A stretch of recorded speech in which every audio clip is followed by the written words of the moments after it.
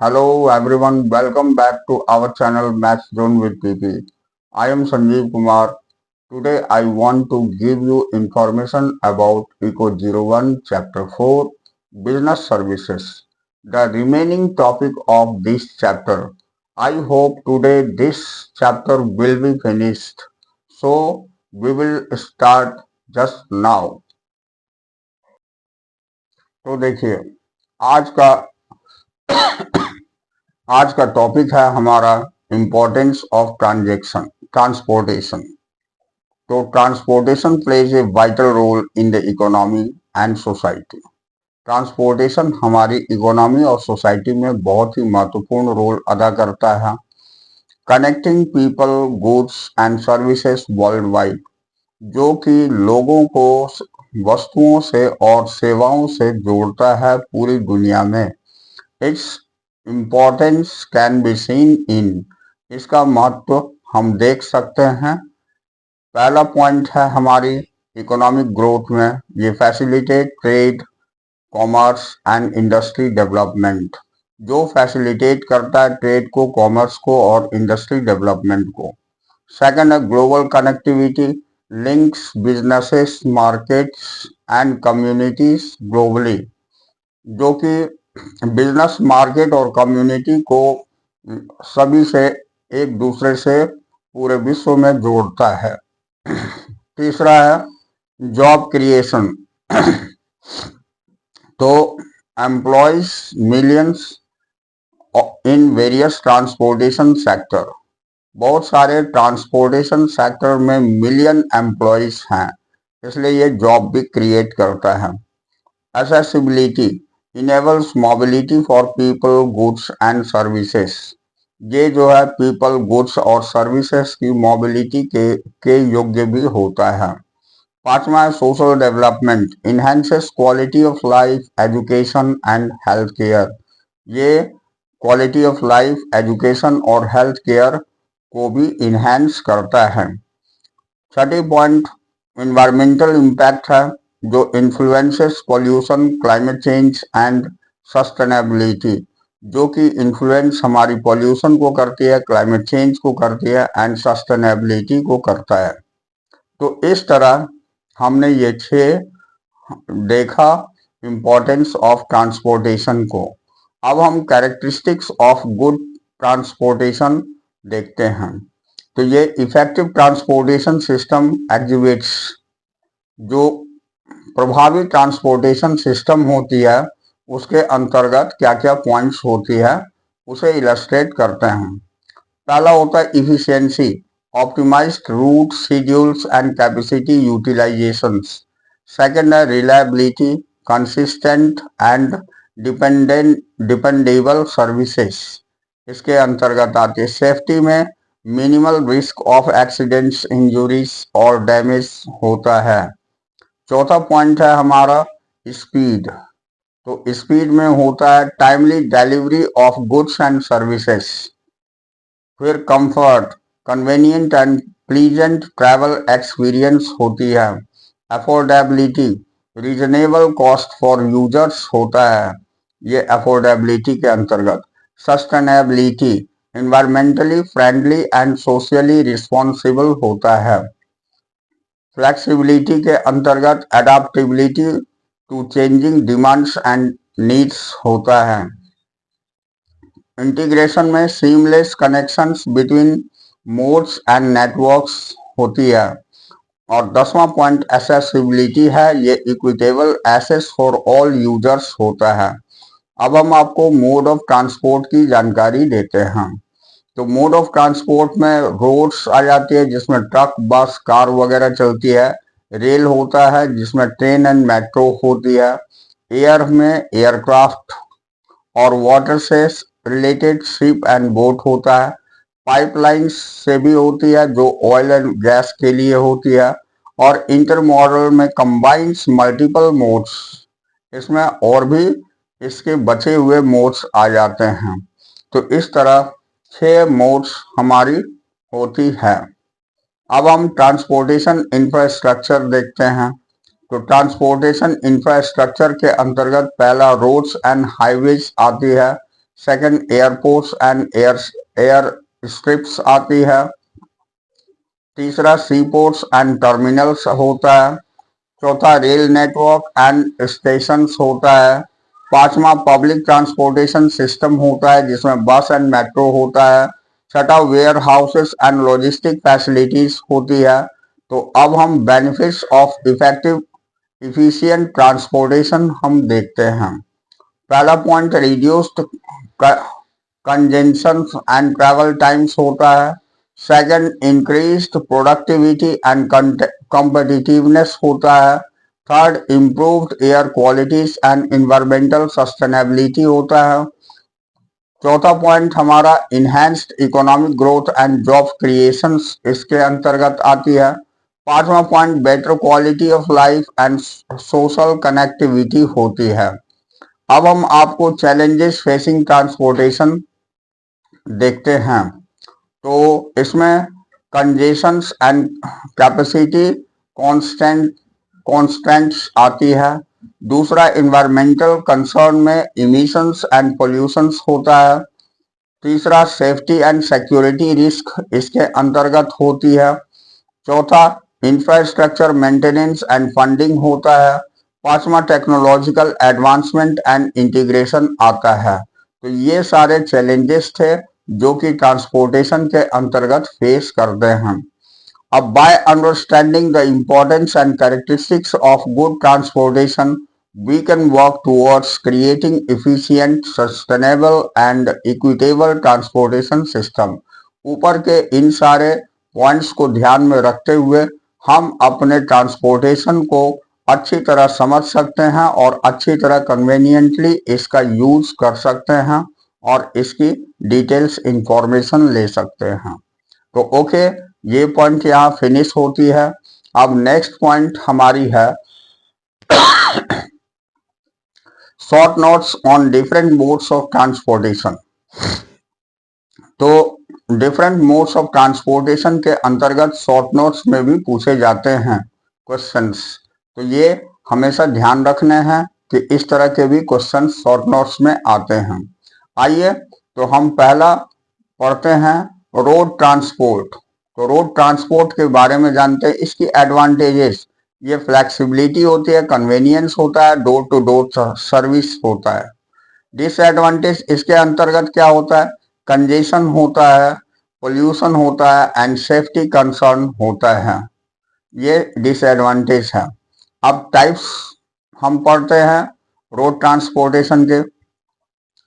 पहला passenger transport है जिसमें बसेस, टैक्सीज, कार्स आ जाते हैं। दूसरा गुड्स ट्रांसपोर्ट है जिसमें ट्रक्स एंड लॉरीज आते हैं। और तीसरा पब्लिक ट्रांसपोर्ट है जो सिटी बसेस एंड कोचेस वगैरह आती है। अब हम इंफ्रास्ट्रक्चर पढ़ते हैं। तो इंफ्रास्ट्रक्चर में roads, highways, bridges and tunnels आती है। अब ये तो हमने आपको रोड ट्रांसपोर्ट के बारे में जानकारी दी। अब नेक्स्ट पॉइंट हमारी रेल ट्रांसपोर्ट है। तो रेल ट्रांसपोर्ट में एडवांटेजेस में इफिशिएंसी, सेफ्टी एंड कैपेसिटी आ जाती है।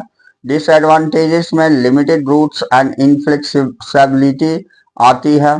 टाइप्स इसके कितने होते हैं, तो पैसेंजर ट्रांसपोर्ट के लिए कम्यूटर ट्रेन्स होते हैं, हाई स्पीड ट्रेन्स होते हैं। गुड ट्रांसपोर्ट के लिए फ्राइट ट्रेन्स एंड कार्गोस होते हैं। अर्बन ट्रांसपोर्ट के लिए मेट्रोस एंड सबवेज होती है। अब इंफ्रास्ट्रक्चर में rail tracks, stations and signals होते हैं। अब एयर ट्रांसपोर्ट हम देखते हैं। तो एयर ट्रांसपोर्ट की advantages speed, global reach and comfort के लिए होता है। डिसएडवांटेजेस इसमें high cost, security concern and weather dependence होता है। अब इसके टाइप होते हैं, पैसेंजर ट्रांसपोर्ट के लिए कमर्शियल एयरलाइंस होते हैं, गुड्स ट्रांसपोर्ट के लिए एयर कार्गो होते हैं और प्राइवेट ट्रांसपोर्ट के लिए चार्टर फ्लाइट्स होते हैं। अब इसका इंफ्रास्ट्रक्चर, एयरपोर्ट्स, एयर स्ट्रिप्स और एयर ट्रैफिक कंट्रोल ये आते हैं। अब आइए सी ट्रांसपोर्ट हम देखते हैं। तो सी ट्रांसपोर्ट की एडवांटेजेस में इकोनॉमिकल ये होती है, हाई कैपेसिटी होती है एंड ग्लोबल कनेक्टिविटी होती है। डिसएडवांटेजेस इसकी ये स्लो होती है, वेदर डिपेंडेंट होता है, अनसिक्योरिटी कंसर्न होता है। टाइप्स इसकी होती है, पैसेंजर ट्रांसपोर्ट के लिए क्रूज शिप्स होते हैं, फेरीज होती है, और गुड ट्रांसपोर्ट के लिए कंटेनर शिप्स होते हैं, बल्क कार्गो होती है, और offshore services, oil rigs, wind farms ये आते हैं। इसका इंफ्रास्ट्रक्चर पोर्ट्स होते हैं, हार्बर्स होते हैं एंड शिप लेन्स होते हैं। अब मिसलेनियस ट्रांसपोर्ट में हम आते हैं। मिसलेनियस ट्रांसपोर्ट के अंतर्गत पाइपलाइंस ट्रांसपोर्ट होता है for oil, gas and water transportation के लिए इसका यूज होता है। केबल ट्रांसपोर्ट होता है for data and communication transportation के लिए होता है। फाइबर ऑप्टिक केबल्स भी आते हैं इसमें। तीसरा स्पेस ट्रांसपोर्ट फॉर सैटेलाइट होता है, लॉन्चेस एंड स्पेस एक्सप्लोरेशन के लिए होता है। इंटरमॉडल ट्रांसपोर्ट ये कंबाइंस मल्टीपल मोड्स होता है, for example truck, rail, air ये सारे कनेक्ट होते हैं। अब नॉन मोटराइज्ड ट्रांसपोर्ट में साइकिलिंग आता है, वॉकिंग आता है एंड एनिमल पावर्ड ट्रांसपोर्ट आता है। अब हम की स्टैटिस्टिक्स इसमें देखते हैं। रोड ट्रांसपोर्ट में 70 to 80% of global passenger transport होता है। रेल ट्रांसपोर्ट में 50 to 20% of global goods transport होता है। एयर ट्रांसपोर्ट में 2 से 3% of global goods transport by value होता है। अब सी ट्रांसपोर्ट में 90% of global international trade by volume ये यूज होता है। तो ये हमारी ध्यान देने की चीज है। अब फ्यूचर ट्रेंड्स के अंतर्गत हम पढ़ते हैं। फ्यूचर ट्रेंड्स में इलेक्ट्रिक एंड ऑटोनोमस व्हीकल्स आ सकते हैं। Second, high speed rails and maglev trains हो सकता है, आने वाली है। अब सस्टेनेबल एविएशन फ्यूल्स भी आएगी, और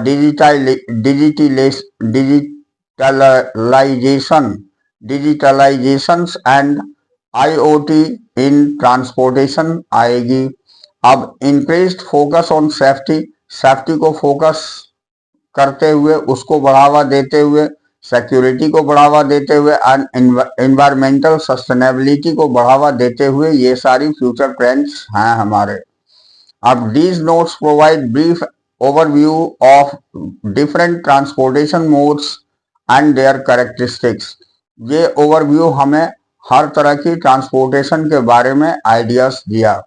नाउ थर्ड पॉइंट, हमारी थर्ड टॉपिक है इस चैप्टर के अंतर्गत, factors of consider when selecting modes of transport. यहाँ ऐसे सारे फैक्टर्स को कंसीडर करेंगे जो कि हम ट्रांसपोर्ट की मोड को जब सेलेक्ट करते हैं तो कौन कौन से फैक्टर वर्क करते हैं वो हम ध्यान देंगे। तो when choosing a mode of transport consider the following factors.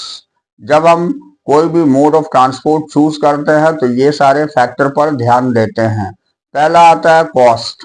तो ट्रांसपोर्टेशन कॉस्ट जैसे फ्यूल, टोल्स एटसेट्रा का ध्यान रखते हैं। दूसरा, इक्विपमेंट एंड मेंटेनेंस कॉस्ट, इसमें इक्विपमेंट और मेंटेनेंस कॉस्ट का ध्यान रखते हैं। तीसरा है लेबर कॉस्ट। चौथा है इंश्योरेंस कॉस्ट, ये सबका ध्यान रखते हैं ये कॉस्ट में। अब दूसरा है टाइम एंड स्पीड। तो इसमें ट्रांजिट टाइम का ध्यान रखते हैं, डिलीवरी स्पीड का ध्यान रखते हैं, फ्रीक्वेंसी एंड डिपार्चर्स का एंड अराइवल्स का, ये रिलायबिलिटी एंड पंक्चुअलिटी का ध्यान रखते हैं, ये टाइम एंड स्पीड के अंतर्गत। तीसरा, डिस्टेंस एंड ज्योग्राफी के अंतर्गत रूट कॉम्प्लेक्सिटी ध्यान में रहता है, टेरेन डिफिकल्टीज होता है, क्लाइमेट एंड वेदर कंडीशंस होता है, border crossings for international transport होता है। तो अब कार्गो कैरेक्टरिस्टिक्स के अंतर्गत वेट एंड वॉल्यूम का ध्यान रखते हैं, फ्लेक्सिबिलिटी एंड सेंसिटिविटी का, पेरिसेबिलिटी का ध्यान रखते हैं, और हजार्डस मटेरियल का ध्यान रखते हैं। पांचवा, सिक्योरिटी एंड सेफ्टी के अंतर्गत रिस्क ऑफ थेफ्ट और डैमेज हमारे ध्यान में रहती है, insurance coverage, safety regulation compliance, और ड्राइवर ट्रेनिंग एंड एक्सपीरियंस, ये 4 पॉइंट्स आते हैं सिक्योरिटी एंड सेफ्टी के अंतर्गत। अब छठा पॉइंट है इन्वायरमेंटल इम्पैक्ट। इसमें कार्बन एमिशंस का ध्यान रखा जाता है। फिर fuel efficiency, noise pollution, sustainable practices, ये 4 पॉइंट्स का ध्यान रखा जाता है।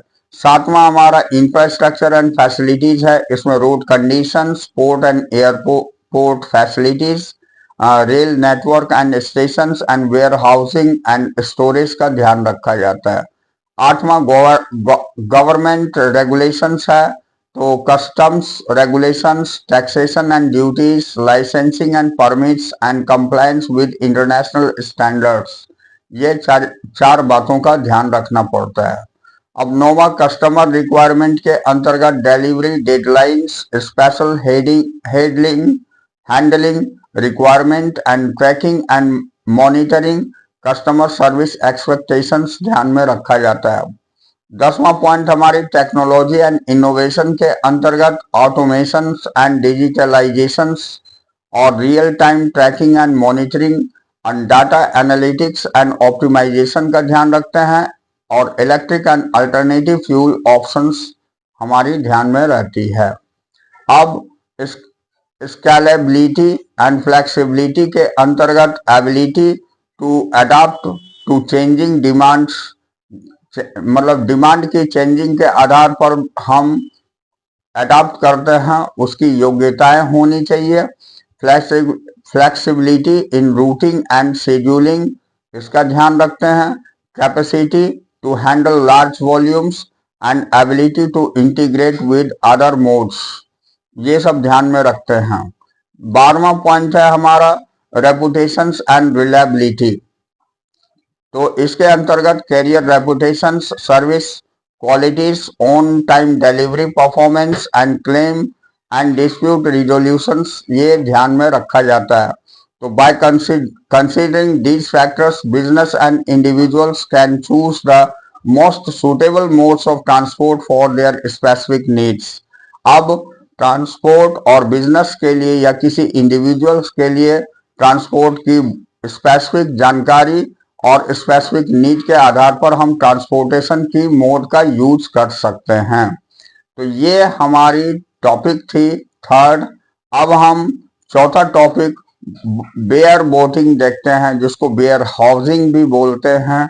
ये हमारी लास्ट टॉपिक है, तो इसे हम ध्यान से देखेंगे। ये चैप्टर की लास्ट टॉपिक है। तो आइए स्टार्ट करते हैं। तो bare boating also known as bare housing, bare boating हमारी बेयर हाउसिंग भी कहलाती है। और demise charter is a type of maritime agreement where a ship owner leases their vessels to the charterers who has full control over its operation and management. Warehousing के अंतर्गत ये जो हमने आपको बताया कि मैरीटाइम एग्रीमेंट होती है, शिप ओनर्स की लीज होती है और वेसल और चार्टरर होता है जो कि पूरी कंट्रोल अपनी ऑपरेशन और मैनेजमेंट के अंतर्गत लगाता है। तो ये हमारी बेयर बोटिंग या बेयर हाउसिंग कहलाती है। अब की फीचर्स दिखाता हूं। तो नो क्रियो और provisions are provided by the ship owner, कोई क्रियो या कोई प्रोविजन प्रोवाइड नहीं की जाती है शिप ओनर के द्वारा। Charterer is responsible for vessels operations, vessel की ऑपरेशन के लिए चार्टरर जो होते हैं वही रिस्पॉन्सिबल होते हैं और उसके मेंटेनेंस के लिए भी और एक्सपेंसेस के लिए भी। तो charterer has full control over cargo and navigations, charterer का ही फुल कंट्रोल होता है कार्गो और नेविगेशंस के लिए। अब ship owner receives bare boat charterer hire, rental income उनको मिलती है शिप ओनर को। अब टाइप ऑफ बेयर बोटिंग, कितने टाइप की बेयर बोटिंग होती है ये हम जानते हैं। पहला है टाइम चार्टर। तो ये charterer leases the vessels for a specific period, charterer lease के आधार पर वो वेसल्स को एक स्पेसिफिक पीरियड के लिए लेता है। दूसरा वॉयज चार्टर। तो charterer leases the vessels for a single voyage, single voyage के लिए वेसल्स को लीज पर चार्टरर लेता है। तीसरा है ट्रिप चार्टर। तो charter lease the vessel for A round trip. एक राउंड ट्रिप के लिए जो लिया जाता है चार्टरर के द्वारा लीज, वो हमारी ट्रिप चार्टर कहलाता है। डेमिस चार्टर, इसमें charter lease the vessel for expanded period. वो एक्सटेंडेड पीरियड के लिए अगर लिया जाता है किसी भी वेसल्स को चार्टरर के द्वारा लीज पर, तो वो हमारी डेमिस चार्टर कहलाता है। Often with an options to purchase, इसमें परचेस की भी ऑप्शंस होती है। पांचवा बेयरबोट चार्टर। इसमें charter lease the vessels without a crew और प्रोविजन। बिना किसी क्रू या प्रोविजन के चार्टर लीज पर अगर लेता है तो ये बेयरबोट चार्टर कहलाता है। अब सब टाइप्स ऑफ बेयरबोट चार्टर, ये dry bareboat charter. Charter is responsible for all expenses. इस तरह की जो चार्टर रिस्पॉन्सिबल होता है सारी एक्सपेंसेस के लिए, उसे हम ड्राई बेयरबोट चार्टर बोलते हैं। वेट बेयरबोट चार्टर, इसमें ship owner provides fuel and lubricants. इसमें शिप ओनर फ्यूल और लुब्रिकेंट्स प्रोवाइड करता है। तीसरा मैनेज्ड बेयरबोट चार्टर, इसमें ship owner provides technical management. इसमें टेक्निकल मैनेजमेंट शिप ओनर के द्वारा प्रोवाइड करी जाती है। अब हम इसके एडवांटेजेस पढ़ते हैं। तो एडवांटेजेस के अंतर्गत flexibility in operation and management आती है, कॉस्ट इफेक्टिव फॉर चार्टरर्स आती है, increased control over cargo and navigations आती है, और opportunity for characters to utilize vessels without ownership आती है। अब हम डिसएडवांटेजेस देखते हैं। तो डिसएडवांटेजेस के अंतर्गत charterer bears all operational risk and expenses. Charterer जो है सारे ऑपरेशनल रिस्क और एक्सपेंसेस को बियर करता है। Ship owner has limited control over vessels operation. Ship owner का लिमिटेड कंट्रोल होता है वेसल ऑपरेशन पर। पोटेंशियल फॉर वेसल डैमेज और मिसयूज, पोटेंशियल होता है वेसल डैमेज और मिसयूज के लिए। अब बेयर बोटिंग एग्रीमेंट देखते हैं। तो इसमें तीन तरह की एग्रीमेंट होता है। Bare boat charter party BCP, दूसरा होता है डेमिस चार्टर पार्टी डीसीपी, और तीसरा होता है टाइम चार्टर पार्टी टीसीपी। तो ये तीन तरह की बेयर बोटिंग एग्रीमेंट होते हैं। तो these agreements outline terms, conditions and responsibility of bareboating arrangements। तो ये सारे जो पॉइंट्स हमने देखा, टर्म्स देखा, कंडीशंस देखा और रिस्पॉन्सिबिलिटी देखा, ये बेयर बोटिंग अरेंजमेंट की थी। तो that's all this chapter. We will meet again on the next chapter. Okay. और इसके मैं ये भी बताना चाहता हूं कि इस चैप्टर की बाकी जो जितने भी क्लासेस है उसकी लिंक मैं आपको इसकी डिस्क्रिप्शन में प्रोवाइड कर दूंगा, जहां जाकर के आप पूरी चैप्टर डिटेल्स में देख सकते हैं और उसे उसकी नॉलेज ले सकते हैं। तो दैट्स ऑल फॉर टुडे।